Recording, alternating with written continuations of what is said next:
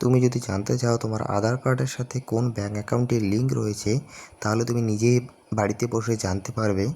তো আমি পিসিতে করতেছি। এখানে তোমার আধার কার্ড নাম্বারটি প্রেস করবে। প্রেস করার পরে নিচে ক্যাপচাটি আছে, সেই ক্যাপচাটি প্রেস করবে। ক্যাপচা প্রেস করার পরে লগ ইন উইথ ওটিপি।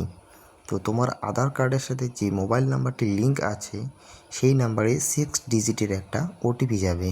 তো আমার মোবাইলে ওটিপি চলে আসছে, আমি এখন ওটিপিটি দিয়ে দিই। ওটিপি দেওয়ার পরে লগ ইন অপশনে ক্লিক করবে।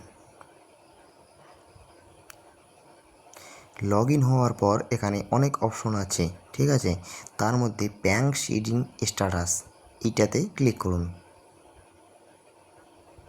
ক্লিক করার পর দেখতে পারবে যে তোমার কোন ব্যাঙ্ক অ্যাকাউন্টটি সিডিং আছে। তো আমার স্টেট ব্যাঙ্ক অফ ইন্ডিয়া করা আছে 19/5/2026।